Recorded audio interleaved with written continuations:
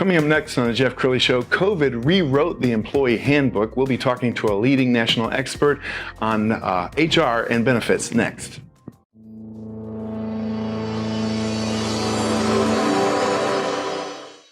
Many are predicting that the worst is yet to come, which is unfortunate, said one person here.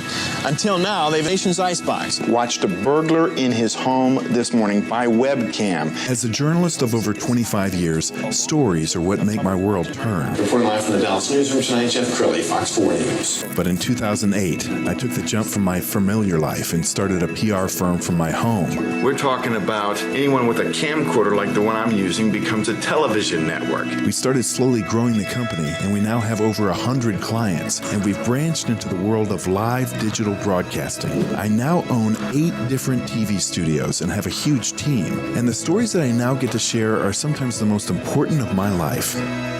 Life has a funny way of coming around full circle. This is the Jeff Crilley Show. Well, I don't know about you. I'm a small business owner, and just when I thought I had my arms around COVID, there's a new variant. Things keep changing. Do you allow employees to work from home? Do you mask? Do you require vaccinations? There are just a myriad of issues facing small to large business owners in this country. To talk about that today, one of the most successful thought leaders in HR, D.W. Bobst. He is the president and CEO of TrendHR. Welcome to the show. Good morning. Thanks for having me. Yeah. Okay, so COVID threw everybody for a loop. You're an employer. There wasn't a handbook for COVID, was there? No, I don't think anyone had a handbook ready to go. It was something, obviously, that I'm obviously still trying to work our way through it as a country and a world today. Yeah, and you're a fast-growing company. I see your TV commercials all the time, and anybody who watches local news sees this man. You're a wonderful business owner. Company is a fast-growing company, but you still have this kind of boutique feel that your employees and your clients are not a number. They actually matter, and there's one point of contact when somebody hires you. Yes, that's a great point. We make sure that the client touch is and the experience is the most important. We start there and then make the ripples go from there. One of our most important things is that and someone to answer your initial question, because the people who call us, they're having either a payroll issue or a doctor benefit issue, or today, like at COVID, you have somebody that's trying to come off a leave and they just have immediate questions today. They don't want a voicemail and get called back 3 days later. And it's a thorny issue, and most small business owners are really good at what they do, but the HR thing is kind of a slippery fish, isn't it? Because if you don't handle it right, if you're not using the right tone, you can chase off some really good employees. Yeah, that's a great point, Jeff. The tone, I think, is everything.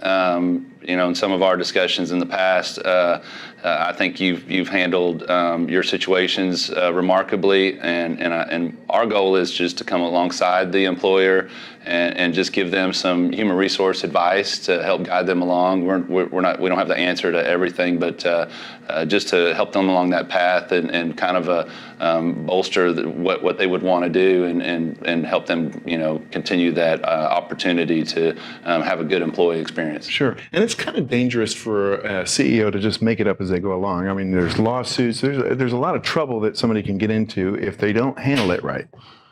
Yeah, I mean, a CEO should never be involved in the human resource aspect, or we don't agree with even like an office manager or some position like that, because they should be focused in on what they do. I mean, one of my favorite taglines is "Do what you do best, let us handle the rest." And these employers or CEOs didn't get into the business to handle employees. They created a widget. They have a service like you do.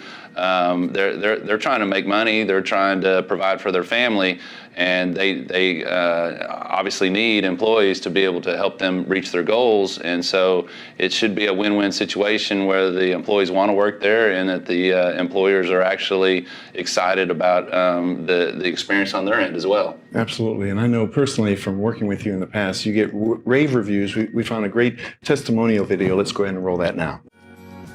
With the employee benefits that TrendHR is able to offer us, they help us with employee retention. We're able to offer 401k, and they help administer this for us. The cost savings that we have had with allowing them to take care of our benefits is allowing us to do some expansion that we're currently doing, rebuilding our office space. If you're managing your payroll and all your benefits internally, stop doing it. Call Trend. Do what you do best and let us handle the rest. about some of the issues you're facing right now. Some employees don't want to come back to work. There's hiring issues because some people had been paid too much by the government and sat at home. So there's staff shortages. I mean, this is a tough time to be a business owner, isn't it? Oh, it's a real tough time. But at the same time, I think the people who think out of the box and take care of their employees, they find that most of them came back. There is an obvious fear, and if you had some kind of underlying conditions, I mean, obviously you don't want to put your life in jeopardy.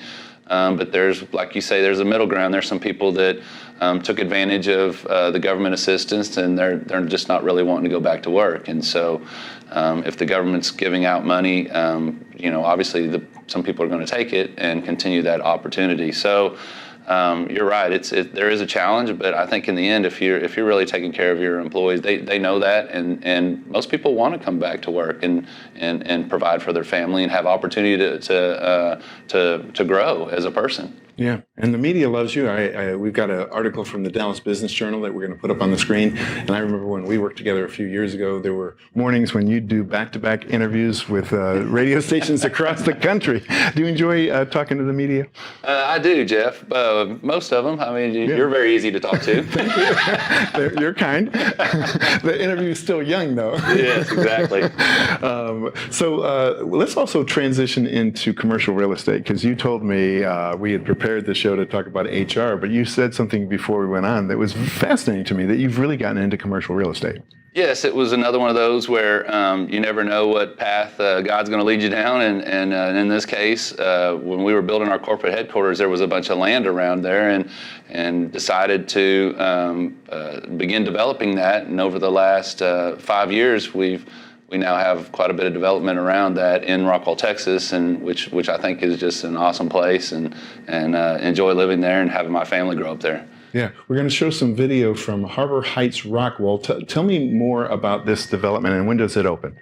So this development has started 3 years ago, and we are almost opening the first phase. There's 3 phases total, and it has office, retail, and restaurant involved, and we're really excited. We have a couple partnerships that we're inking the lease right as we speak. I think you have a great foresight to be in Rockwall, because some people who don't travel to Rockwall don't know it's like 20 minutes to downtown. If there's no traffic, you can get from your door to downtown Dallas in 20 minutes. Yeah, it's a kind of used to be a very good secret that's becoming more well known. I think it's one of the fastest growing counties in America, and so there is definitely people coming out there.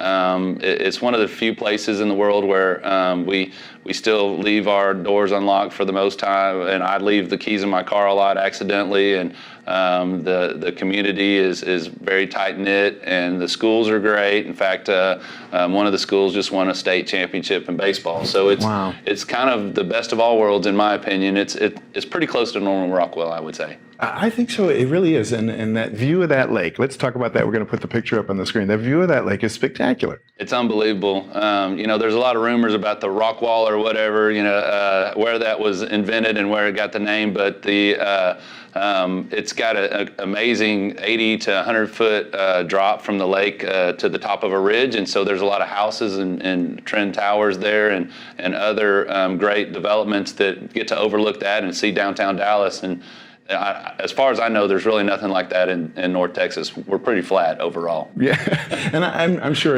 as more people are getting back on the road, that person who keeps going north of Frisco and then Salina, I mean, that's a long commute compared to Rockwall. Yes, I mean, there's development going in Sherman today, and that's got to be at least an hour to hour and a half to Dallas from there at this point. And so, yes, at Rockwall being 20, 25 minutes, that's really close in today's traffic standards. Yeah. And it has a very quaint downtown. It still has like you said, a Norman Rockwall feel to it. I sometimes cities can grow too fast. Is Rockwall growing in a kind of a measured fashion?